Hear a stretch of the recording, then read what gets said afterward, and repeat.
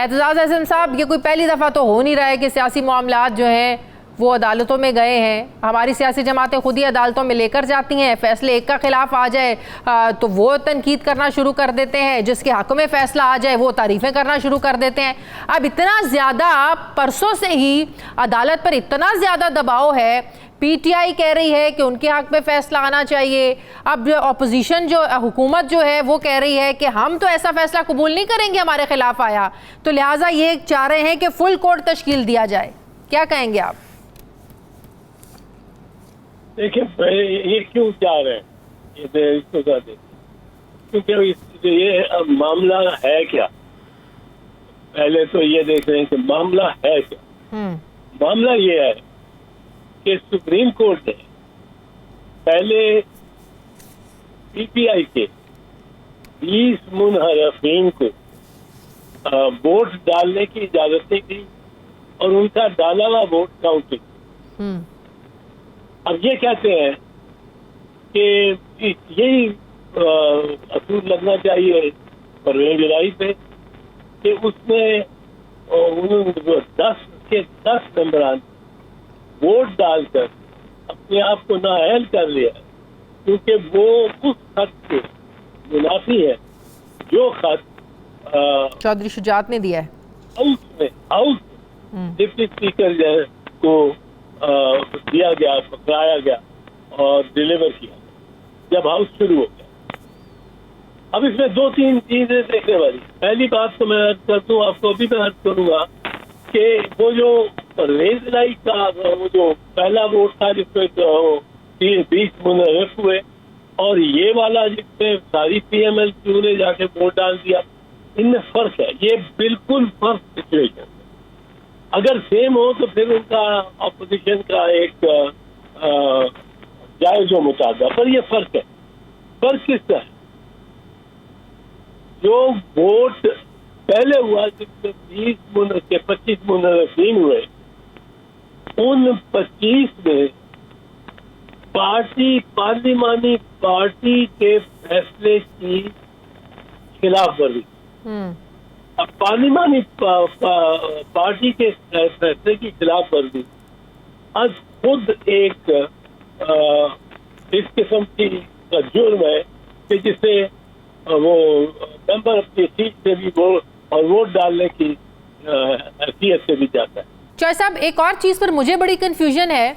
अब ये जो सियासी जमातें कल लेकर जा रही हैं पटिशन फुल कोर्ट की तश्कील के लिए, फुल बेंच की तश्कील के लिए, अब क्या होगा? जो पहला मामला चल रहा है 3 रुकनी बेंच का, चीफ जस्टिस उमर अता बंदयाल की सरबराही में, वज़ीर आला पंजाब कौन होगा, अब वो मामला तब तक रुक जाएगा। अगर वो समाअत के लिए मुकर्रर हो जाती है उनकी पटिशन, वो मामला तब तक रुक जाएगा जब तक उस पटिशन का फैसला नहीं होगा।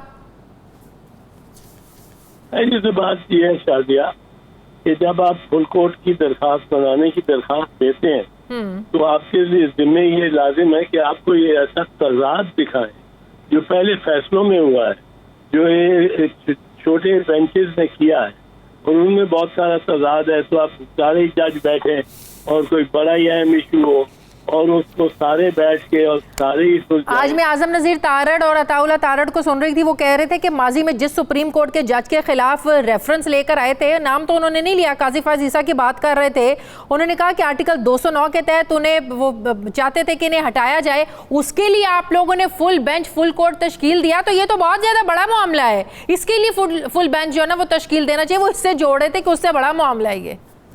नहीं, वो ठीक है, पर कुछ तजाद कोई कुछ इस किस्म की बात बतानी चाहिए ना कि ये फैसला काजी फैज़ वाले कार्रवाई जो है उसके खिलाफ है, जो चीफ जस्टिस के खिलाफ रेफरेंस हुई थी और ये इसलिए नहीं होना चाहिए। कोई तो ऐसी दलील देनी चाहिए। लेकिन यहाँ तो जो दोनों फैसले हैं जिन पे वो निकाह चाहते हैं अदालत की, वो दोनों फैसले हम आहंग है।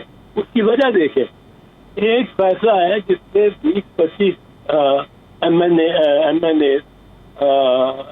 ये MPAs ये डिस्क्वालीफाइड, वो पहले का वोट था जिसमें जाके पार्लिमानी पार्टी ने फैसला किया था। इंतजार साहब, हमने कानून को भी नजरिया जरूरत बना के रख दिया है। आप देखें 2018 में जब बलूचिस्तान की हुकूमत गिराई, किसका नून लीग ने साथ दिया था। फिर संजरानी साहब को जब चेयरमैन सेनेट बनाना था, क्या पीटीआई ने साथ नहीं दिया था। जरदारी साहब का मतलब ये है कि जो चीज आपके हक में जा रही है, जिससे आपको सियासी फवायद मिल रहे हैं, उसके लिए आप कुछ गलत भी कर रहे हैं, उसके लिए आप कानून से हटकर भी इकदाम कर रहे हैं। तो सर, उसमें आप अगर अक्सरियत को अकलियत में बदल लें सर, क्या वो ज्यादती नहीं थी? फिर माजी में इन सारे इकदामात का एहतसाब होना चाहिए। ये नहीं है कि जो सिचुएशन सियासी तौर पर आपके फायदे में जा रही है उसको आप कानून के कटहरे में ऑपोजिशन को लाकर खड़े कर दें, लेकिन माजी में जो आपने वही काम किया है उसको कोई पूछे ही ना। या ये उससे मुतालिक नहीं है। इसके लिए एक स्पेशल प्रोविजन है, आर्टिकल 63A। इसको हमने आर्टिकल 63A के तनाजुर में देखा। आर्टिकल 63A स्ट्रक्चर्ड इस तरह है कि पहला फैसला किसको वोट देना है वो पार्लिमानी पार्टी देगी, और दूसरा फैसला जो मुनर्रफ होते हैं वो पार्टी हेड करेगा। अकलियत में होंगे पार्टी में, उनको सजा क्या देंगे? क्या उनकी सारी सीटें ही हम खत्म करा दें? ये ऑटोमेटिक है। ये इसका फैसला पार्टी हेड करेगा, बड़ा बुजुर्ग होगा जो सोच के सुलह के चाहे कोशिश करके मुलाकातें करके, ये ऑटोमेटिक नहीं होगा कि एकदम ही निकाल दिए। ये उसने जो सोचना है, ग्रैंडफादर क्लॉज है ये, उसने सोचना है कि ये क्या इस पे करना चाहिए। तो ये स्ट्रक्चर है 63A का, जो समझने की जरूरत है। और इसमें जब चूंकि हम वफाक है, पार्टी हेड एक बड़े सूबे से हो सकता है। ये मुनर्रफीन और पार्टी जिससे मुतल्लिक हर पार्लिमानी पार्टी ने सिंध की, बलूचिस्तान की, केपी की, पंजाब की, उन्होंने अपना अलग-अलग सोचना है। वो उन्होंने अब अलग-अलग सोचना है। वो ऊपर नेशनल असेंबली है, उसके भी अपने पार्टी है। अब वो अपनी पार्टी में वो फैसला करेंगे कि इसको वोट दें। जो पार्टी फैसला करेगी। आप समझते हैं इस सबके पीछे जरदारी साहब का हाथ है? क्योंकि ये जब सारी डेवलपमेंट हो गई, हमजा शहबाज बन गए वजीर आला उस दिन 2 दिन पहले, तो बिलावल भुट्टो का ट्वीट आया, एक जरदारी सब पर भारी। फिर वो जरदारी साहब जब शुजात साहब से मुलाकात करके निकले और जिस तरह विक्ट्री का वो निशान बनाया उन्होंने, फिर वो उस दिन याद आया कि क्या उस दिन सारी प्लानिंग हुई, क्या सारा उन्होंने उस दिन प्लान तैयार किया। सबके पीछे जरदारी साहब का हाथ है। जरदारी साहब का हाथ है तो फिर जरदारी सबसे भारी हुआ ना। ये तो फिर मान लो ना। बिल्कुल बिल्कुल।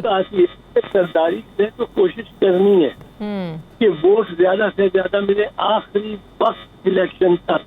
हम कैंडिडेट जो होते हैं आखिरी वक्त तक, till the last ball is bowled, ये कोशिश करते हैं। पर जजेस ने तो कानून को अप्लाई करना है ना, कानून के तहत। बिल्कुल।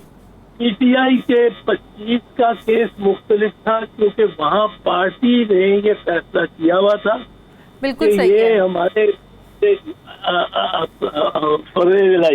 सही। चौधरी साहब, मुझे ये बात बताएं, ये कुछ लोग ये जोड़ भी रहे हैं इसको 1971 वाली सिचुएशन से कि उस वक्त भी शेख मुजीबुर रहमान के पास अक्सरियत थी, अकलियत में उसको बदला गया, नहीं कबूल किया गया, उसके बाद फिर जो 1971 वाला सानिया हुआ उससे हमें सबक सीखना चाहिए। ये वैसी ही सिचुएशन आपको लग रहा है कि आज भी हालात उसी तरफ ही हैं? नहीं, आज तो फिर परवेज इलाही के साथ ज्यादती हुई है। हाँ, परवेज इलाही के साथ ज्यादती। वैसे बड़ा ऑब्वियस था, हम लोग भी बड़े बिल्कुल रिलैक्स थे कि अब जाहिर है वो जीते हुए हैं, सारे वोट उनके साथ हैं, तो कोई इतनी टेंशन वाली बात ही नहीं है। सारे तज्जिए तबसरे एक तरफ ही थे कि परवेज इलाही नहीं बनना है। और अब डिप्टी स्पीकर तो देखें, उसका जो फैसला है वो कहता है ये मुझे खाता है और ये मुझे डायरेक्टली शुजात हुसैन साहब से आया और मैंने उनसे कंफर्म किया है और अभी अभी मुझे मिला है, मैंने कंफर्म किया है, ये उन्होंने लिखा है। भाई आपको क्या पता है टेलीफोन के दूसरी तरफ शुजात हुसैन साहब बोल रहे हैं या वो एक हमारे दोस्त या साफी पार्लियामेंट में वो इतने अच्छे शुजात हुसैन बनते हैं, वो बोल रहे हैं। हाँ, लेकिन शुजात हुसैन की तरदीद भी तो नहीं आई ना। वो कहते हैं मैंने दिया खत, इसकी तस्दीक तो मोनिस इलाही ने भी की ना कि हाँ ऐसा खत है। तरदीद आए ना आए, तरदीद का तो वक्त ही नहीं मिला ना। मैं ये कह रहा हूँ ये हियर से होता है। हाँ, ये विजिबल ही नहीं होता।